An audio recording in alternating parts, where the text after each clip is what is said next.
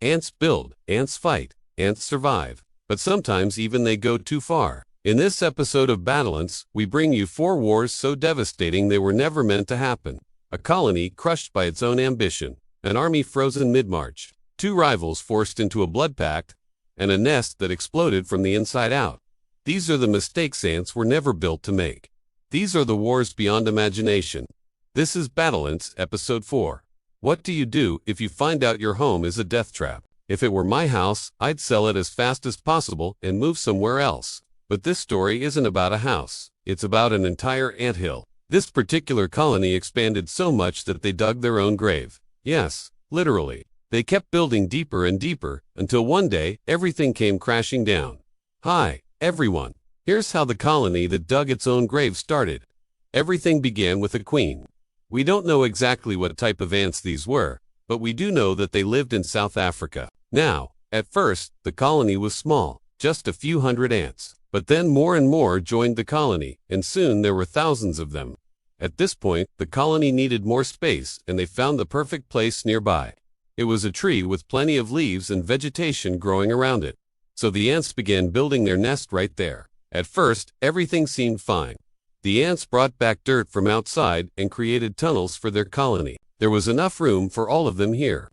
The queen laid her eggs and life in the new colony seemed good. But there was a major problem. As time passed, the colony grew and grew, and soon there weren't enough resources near the tree for all of the ants. So the workers had to go further and further away to get food. But it wasn't just the workers who were getting bigger numbers. The colony produced more and more soldiers to protect it. And the more soldiers, the more food they needed. Soon, the pressure was on for the workers to bring back even more food than before. And the workers also had another big task. They needed to keep digging tunnels. You see, as the colony grew, so did the number of chambers inside the anthill. To make things worse, the deeper the tunnels became, the harder it was to dig. So it took more and more workers to make the tunnels longer and longer. It was at this point that the colony hit its breaking point. The workers didn't have enough energy to keep digging. They also didn't bring back enough food for everyone. At this point, some ants were starving, while others were too exhausted to keep working. It seemed like the colony was doomed. But then, something unexpected happened. More ants joined the colony. Yes, just when it seemed like things couldn't get any worse, more ants showed up looking for a new home. Of course, the other ants didn't want to share their limited resources with strangers. But at this point, they didn't really have a choice. They welcomed the new ants into their colony and gave them jobs to do. The new workers would go even further away from the anthill to search for food, while the new soldiers protected the colony from invaders. At first, everyone got along. The new ants helped out the other ants and the colony seemed to stabilize. But once again, there weren't enough resources for all the ants in the colony. The newcomers quickly became the scapegoats for the other ants' anger. They were blamed for the lack of food and the colony's other problems. Of course, the newcomers didn't like being treated this way. Some of the soldier ants, who had once been workers, turned against the rest of the colony. They attacked the workers and took over the anthill. They chased the other ants out of their homes and made them workers. Now, this wasn't some kind of ant revolution. The soldiers didn't take over the colony for fun. They did it to save themselves. You see, the deeper the tunnels became, the less oxygen there was. This meant the soldiers, who were usually larger and stronger than the workers, were now in danger. They were basically suffocating, so they tried to make more tunnels to get fresh air. But the workers were too busy bringing in food to help them. Now, remember, the workers were the ones who dug the tunnels, so they knew where the weak spots were. They dug little holes in some of the tunnels and waited. Soon, some of the soldiers fell for it. They crawled through the tunnels to find fresh air, but they never made it out. The workers simply collapsed the tunnel on top of them. Soon, more and more soldiers died this way. The workers were running out of energy themselves, but they didn't care. They'd rather die than let the soldiers get their revenge. In the end, only the queen survived. She stayed in the deepest part of the colony, laying eggs while the rest of her colony died. And then one day, everything collapsed. The whole anthill caved in, and the queen was buried alive. All because the soldiers dug too deep. They thought they could keep digging forever, but they didn't realize the tunnels wouldn't hold up. They also didn't realize they'd be the ones to die first. But why do ants dig tunnels in the first place? Well, there are many reasons. First off, it helps them stay cool during the summer. See, The ground is usually much cooler than the air above it. Also, the deeper the ground, the more stable the temperature is. On the surface, temperatures can vary wildly during the day, but below the surface, it's much more stable. Another reason ants dig tunnels is to protect themselves from predators. Some animals like to eat ants, so the ants dig tunnels to protect themselves. But probably the main reason ants dig tunnels is to create a bigger colony. See, an ant colony can only grow so large before it needs more space. Tunnels help them expand their living area without having to move to a new location. It's easier to dig down than to build a new anthill from scratch. So yeah, the soldiers probably dug too deep and that led to the death of their colony. But in most cases, ants don't have such tragic ends. Sometimes scientists even help them. For example, researchers once watched an ant colony for 10 years straight. They were studying how the colony grew and changed over time. But after 10 years, the colony had gotten too big for its anthill. So the scientists helped them by building a new anthill for them. Now, you're probably wondering why anyone would want to study ants in the first place. Well, ants are everywhere, on every continent on Earth. They come in all different shapes and sizes, and they also have very complex societies. Their colonies are kind of like cities, with different areas for different purposes. They also have different types of workers, each with their own job. And of course, they have a queen whose job is to lay eggs. Studying ants can teach us a lot about how animals work and how their societies function. It can also help us understand how our own societies work. For example, scientists have studied how ants divide labor among their members and how they solve problems as a group. By understanding how ants work, we can learn how to make our own groups more efficient. Ants are also really good at adapting to new situations. Scientists are studying how ants learn new tasks and how they adapt to changes in their environment. This could help us develop new ways to teach robots and artificial intelligence to adapt to new situations. Ants are also really good at solving problems. They can find the shortest path between 2 points, even if the path is constantly changing. They can also figure out the best way to divide up tasks among the members of their colony. Scientists are studying how ants solve problems, so that we can learn how to create better algorithms for computers. And yes, that's why some people spend 10 years straight watching ants.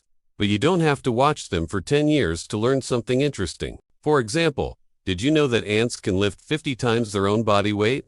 That's heavier than the average person can lift. They can also run up to 10 times faster than the average human, and ants can even jump up to 50 times their height. These tiny insects may seem insignificant, but they're actually pretty amazing. They dug too deep, and now, they'll freeze where they stand. Part 2. The frozen march 200 million ants is how many it takes to make a supercolony. These are some of the largest groups of insects ever seen. They can travel for miles every day in a single file line, and they do everything together. In this case, we're talking about army ants. Their colonies move around constantly because they're always searching for new sources of food and water, and they march across whatever terrain they need to reach their destination. But one group of army ants found themselves stuck in an unexpected place after a sudden cold snap swept through the jungle and froze them all in their tracks. It happened just like that. The weather was fine, the sun was shining, the birds were singing, and the ants were marching along a trail they had been following for days. After a long walk, they came to a clearing and decided to set up camp there for the night. It wasn't an ideal location since clearings often attract predators. But the ants couldn't control the weather. And so they spent the evening anxiously waiting out the coming storm. Soon enough, dark clouds gathered above them and heavy raindrops began to fall.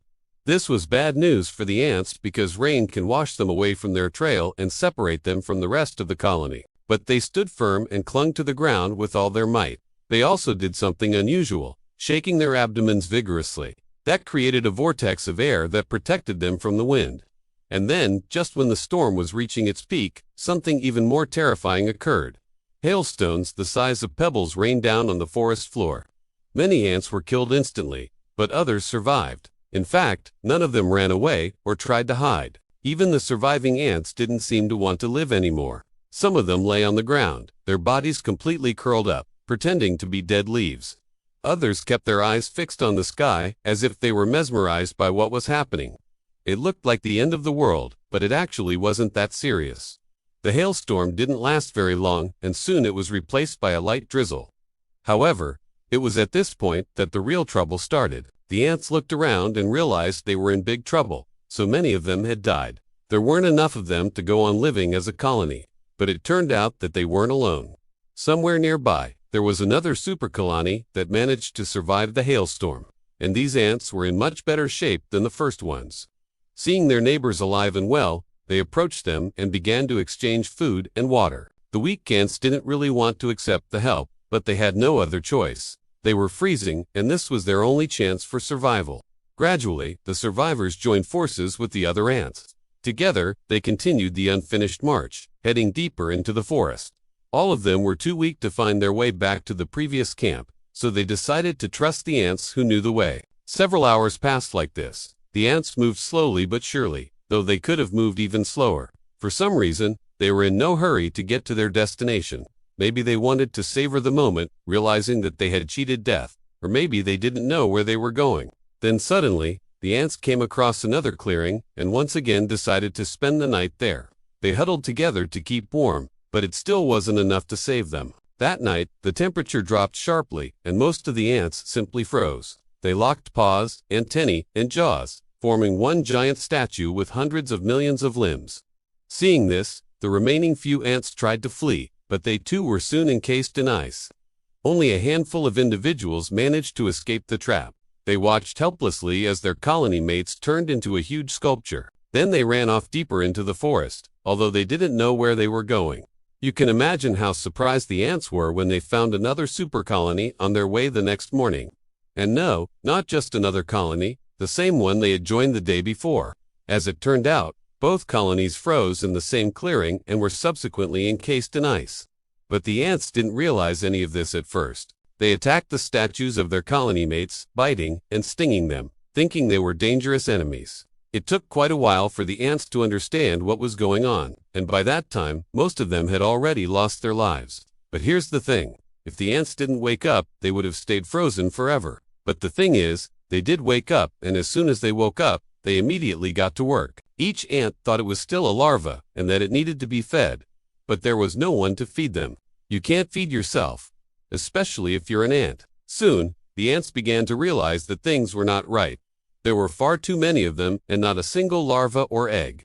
This meant that the colony had suffered an unprecedented catastrophe. Most likely, they were the only adults left alive. However, they didn't have time to think things over. The ants had to quickly find a new source of food. Otherwise, they would die of starvation. They went out into the forest, but they didn't know how to hunt. Usually, the ants worked together, chasing down large prey. But now, they were so few in number that it was impossible to carry on the usual way of life. Nevertheless, they tried to adapt and began to look for berries and seeds. This was how they sustained themselves until they found another colony of ants. As soon as they did, a real battle ensued. But unlike ordinary ants, these fighters didn't fight for the sake of their colony.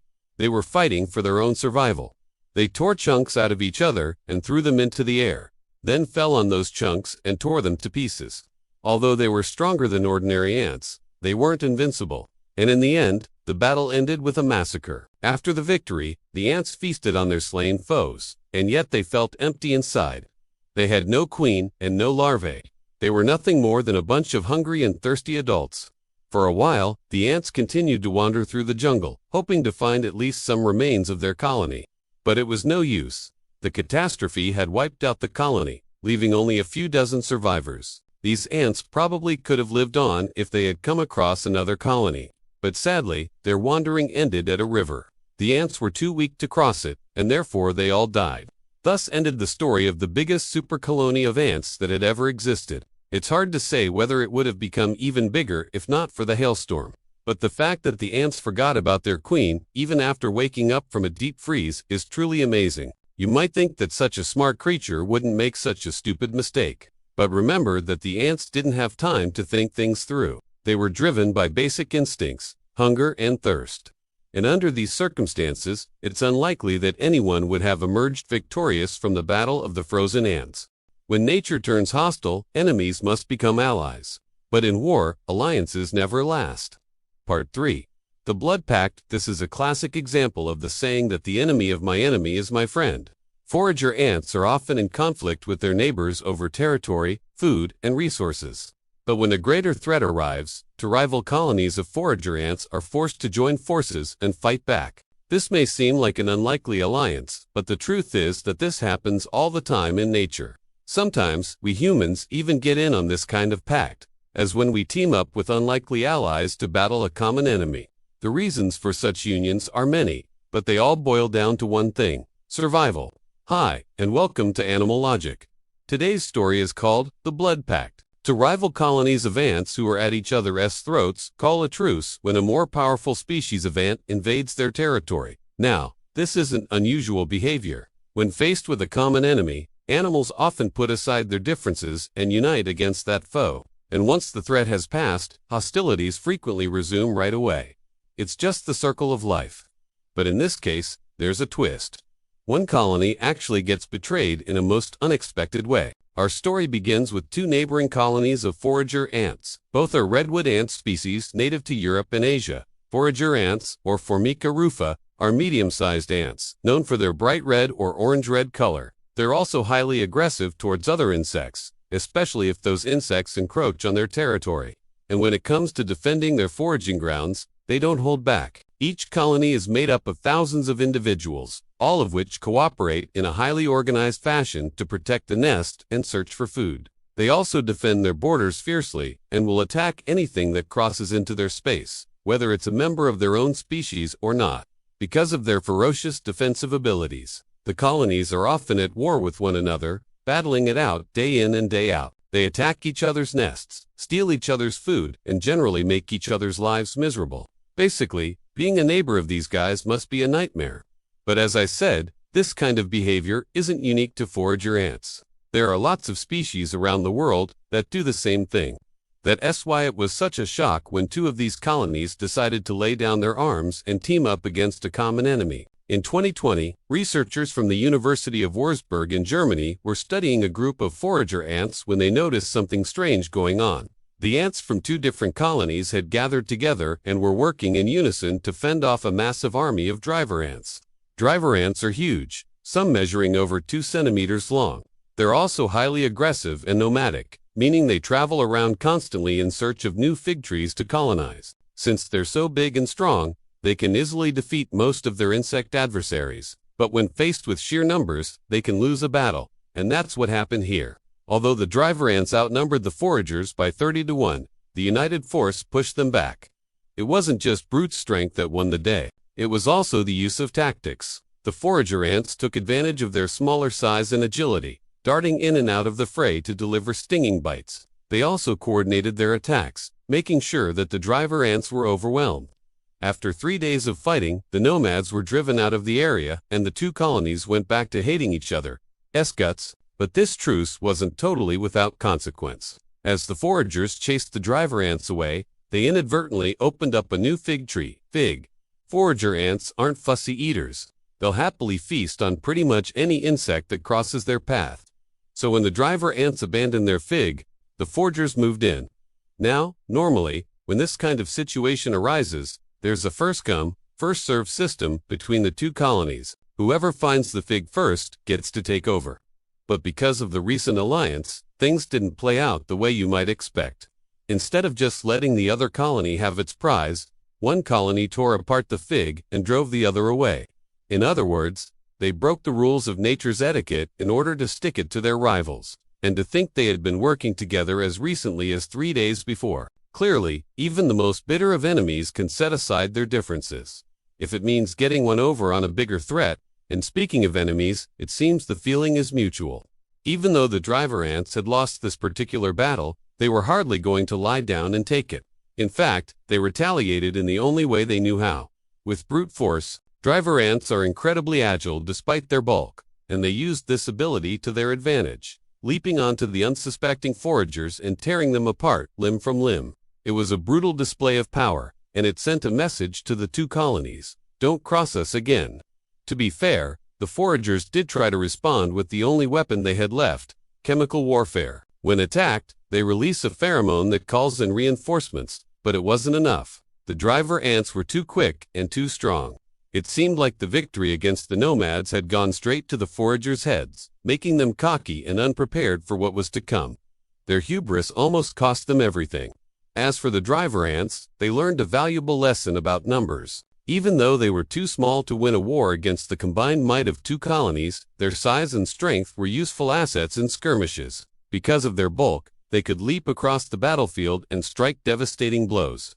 They didn't win this battle, but they drew it out long enough to send a message to the foragers. Do UNT ever team up on us again? The alliances that animals make in order to survive are truly amazing things. Take, for example, the pigs, turtles, and birds that team up in the Philippines to help each other forage for food. Or the lions, hyenas, and wild dogs that unite to take down a common prey animal. And let's not forget the caterpillars that join together to form a kind of caterpillar train. These are just a few examples of the lengths animals will go to in order to survive. They show us that even our greatest rivals can become our best friends if we have a good enough reason. In the case of the forager ants, they weren't able to maintain their alliance. Once the threat of the driver ants was gone, they fell back into their old habits of attacking and raiding. But for a few days, they set aside their differences and worked together for the greater good. This kind of behavior is what makes studying animals so exciting. You never know what you're going to find out. Perhaps someday soon, we'll discover that the very concept of species is overrated, and that cooperation and community are what really define us. The blood has dried, but the danger is far from over. Sometimes, the deadliest spark comes from within. There once was a fire in an ant's nest. It wasn't just any fire. The entire nest was a bomb ready to explode. And then when it did explode, it almost wiped out the whole colony.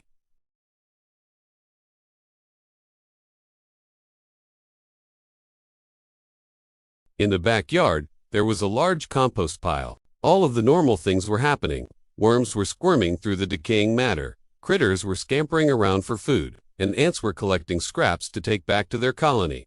They weren't looking for trouble. They didn't know that they had accidentally chosen a prime location for their new home. See, this compost pile was no ordinary compost pile. It was slowly building up pressure, heat, and flammable gases. As the compost decomposed, bacteria and microorganisms got to work breaking down all of the organic matter. That process produces carbon dioxide, methane, and other organic gases. But that's not the only thing that happens. As the temperatures rose inside of the compost pile, so did the number of insects and other little critters who made their home inside. It became a bustling community. Some of them were looking for food. Others were hiding from predators or simply looking for somewhere to lay their eggs and die. All the while, the compost continued to build its internal pressure. And then finally, one day it reached its boiling point. Literally. Temperatures inside a compost pile can rise to over 130 degrees Fahrenheit. At that temperature, anything flammable will ignite very easily. All it takes is one tiny little spark. Sometimes, lightning strikes are responsible. Other times, it's some random chemical reaction. But whatever the cause, the effect is always the same. This compost pile erupts into flames. Everything living inside is suddenly thrust into a horrifying hellscape. First, the intense heat. Insects and other critters are literally roasted alive. The burning material itself is hot enough to melt rock, let alone some dead leaves and twigs. But that's only the beginning. After the initial shockwave subsides, another danger emerges. Toxic gases. These can be even more deadly than the flames themselves. Carbon monoxide seeps into the soil, killing everything in its path. It enters the burrows of unsuspecting ants, seeping into their beds, seeping into their mouths, and suffocating them while they sleep. In the end, most of the creatures inside don't stand a chance, but some do. And that brings us back to our original story. The ants have been collecting scraps from the compost pile for weeks now, bringing them back to their nest, unaware of the danger that lurks nearby. They don't realize that their very home could explode at any moment. But you're probably wondering where they actually built their nest. You see, they didn't make it inside the compost pile itself. Instead, they built it right next to it. And that makes all the difference.